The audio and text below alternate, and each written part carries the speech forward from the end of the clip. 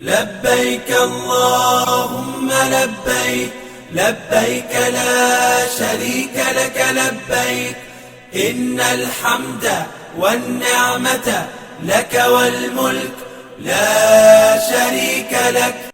اعوذ باللہ من الشیطان الرجیم. بسم اللہ الرحمن الرحیم.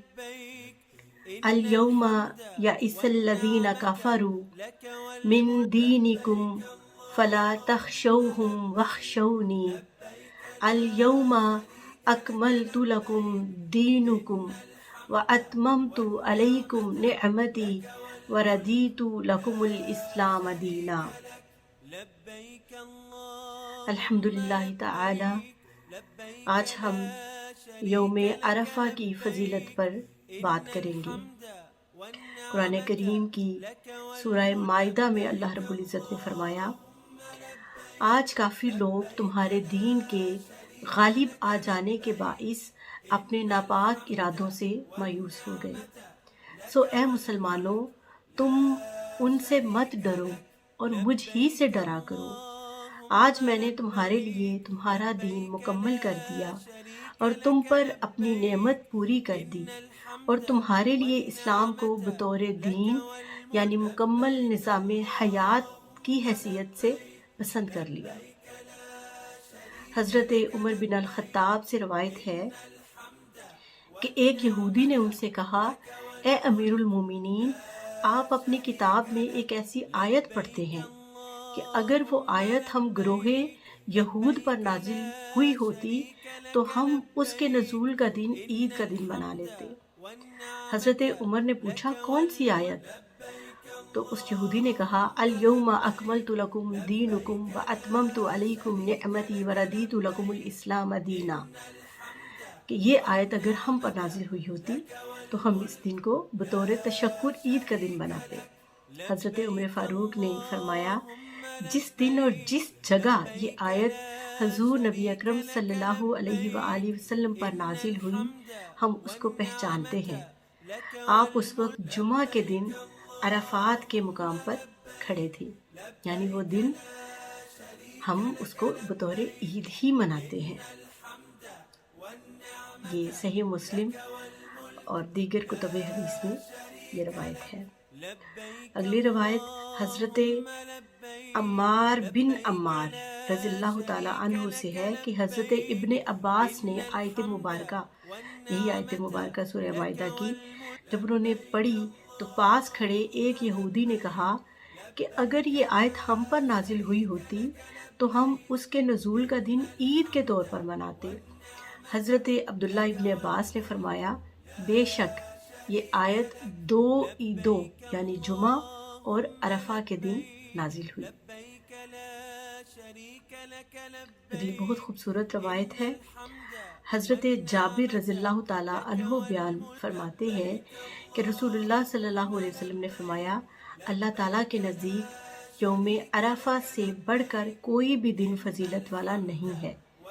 اس دن اللہ تعالیٰ آسمان دنیا پر نزول اجلال فرماتا ہے اور اہل زمین کے ساتھ اہل آسمان پر فخر کرتا ہے اور فرماتا ہے، میرے ان بندوں کی طرف دیکھو جو بکھرے بالوں کے ساتھ گرد و غبار سے اٹے ہوئے دھوپ کھاتے دور دراز کے راستوں سے آئے ہیں.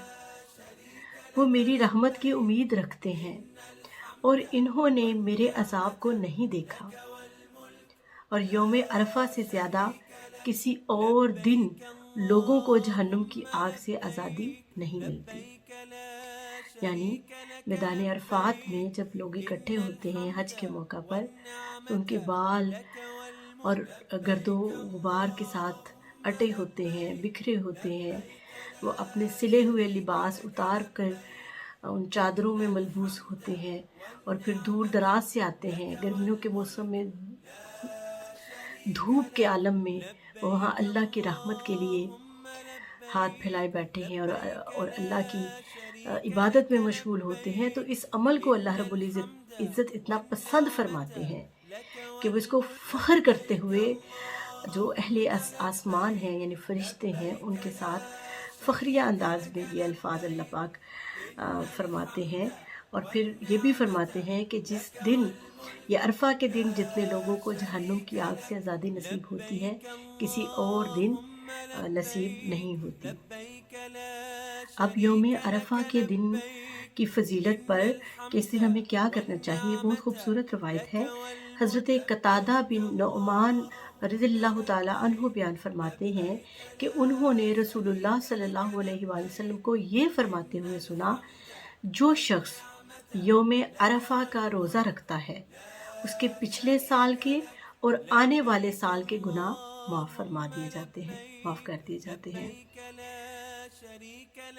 آگے حضرت سہل بن سعد رضی اللہ تعالیٰ عنہ سے روایت ہے کہ رسول اللہ صلی اللہ علیہ وآلہ وسلم نے فرمایا، جو شخص یوم عرفہ کا روزہ رکھتا ہے اس کے مسلسل 2 سالوں کے گناہ معاف ہو جاتے ہیں۔ حضرت عائشہ صدیقہ رضی اللہ تعالیٰ عنہا بیان فرماتی ہیں کہ رسول اللہ صلی اللہ علیہ وسلم فرمایا کرتے تھے کہ یوم عرفہ کا روزہ 1000 دن کے روزوں کی طرح ہے۔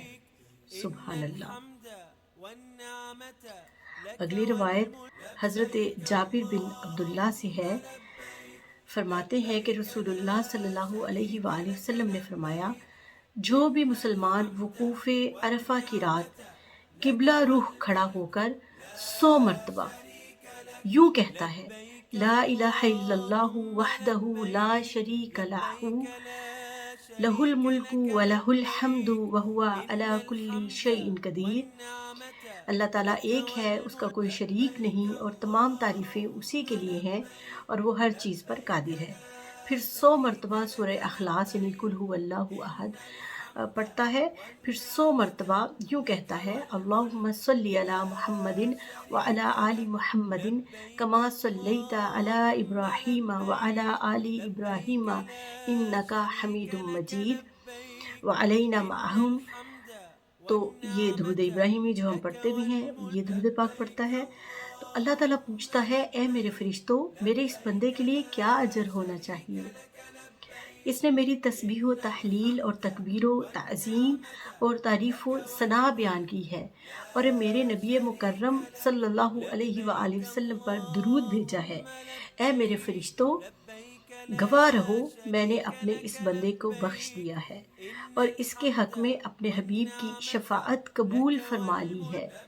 اگر یہ میرا بندہ مجھ سے شفاعت طلب کرے تو میں میدان عرفات میں موجود تمام لوگوں کے ساتھ اس کی بھی شفاعت قبول کر لوں گا، یعنی جو میدان عرفات میں موجود ہیں ان کے ساتھ ان کی جو یہ پڑھتے ہیں، جو میدان عرفات میں موجود تو نہیں لیکن یہ تسبیحات پڑھتے ہیں، تو وہ بھی ان کے ساتھ ہی شفاعت کے حقدار قرار دیے جائیں گے۔ سبحان اللہ۔ پھر آگے ایام تشریق جو ہیں ان کی فضیلت کے بارے میں احادیث ہیں۔ قرآن پاک میں اللہ تعالیٰ کو ان گنتی کے چند دنوں میں خوب یاد کرنے کا حکم دیا گیا۔ حضرت عبداللہ بن عباس بیان فرماتے ہیں کہ ایام معلومات سے مراد یوم ترویہ سے قبل کے ایام یعنی یوم ترویہ اور یوم عرفہ کے ہیں، جبکہ ایام معدودات سے مراد ایام تشریق کے ہیں۔ ایام معلومات جو ہیں وہ ایام ترویہ اور یوم عرفہ ہے، اور ایام معدودات سے مراد ایام تشریق ہیں۔ اب اس کے بارے میں روایت ہے، حضرت سعد بن ابی وقاص وہ روایت فرماتے ہیں کہ رسول اللہ صلی اللہ علیہ وسلم نے ایام منا میں مجھے یہ اعلان کرنے کا حکم دیا کہ یہ ایام تشریق کھانے پینے کے دن ہیں اور ان میں روزہ نہیں ہوتا۔ حضرت عقبہ بن عامر سے روایت ہے کہ رسول اللہ صلی اللہ علیہ وسلم نے فرمایا، عرفہ کا دن قربانی کا دن ہے اور ایام تشریق اہل اسلام کے لیے عید اور کھانے پینے کے دن، یعنی عرفہ کے بعد جو عید کا دن اور اگلے 3 دن جو ہے یہ کھانے پینے کے دن ہے، اس دن روزہ نہ رکھا جائے۔ حضرت انس رضی اللہ تعالیٰ عنہ سے مروی ہے کہ رسول اللہ صلی اللہ علیہ وسلم نے سال میں 5 دن روزوں سے منع فرمایا، عید الفطر کے روز، عید قربان کے روز اور ایام التشریق کے 3 دن، یعنی عید کے ساتھ جو اگلے 3 دن ہیں، ان دن روزوں سے منع فرمایا۔ تو یہ یوم عرفہ اور یوم جو ایام التشریق تھے ان کے بارے میں ہم نے حدیث مبارکہ کی روشنی میں سمجھا۔ اللہ رب العزت سے دعا ہے کہ ہمیں ان دنوں کی اہمیت اور فضیلت کو جانتے ہوئے کما حقہ ان دنوں میں عبادت کرنے کی توفیق عطا فرمائے، اور اللہ کی رحمت اور اللہ کی بارگاہ میں برکات کے حصول کے لیے دعا کرنے کی توفیق عطا فرمائے، اور ان دنوں کو ان کی اہمیت جانتے ہوئے ان کو گزارنے کی توفیق عطا فرمائے۔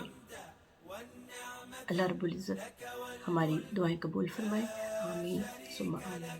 لبيك اللهم لبيك لبيك لا شريك لك لبيك إن الحمد والنعمة لك والملك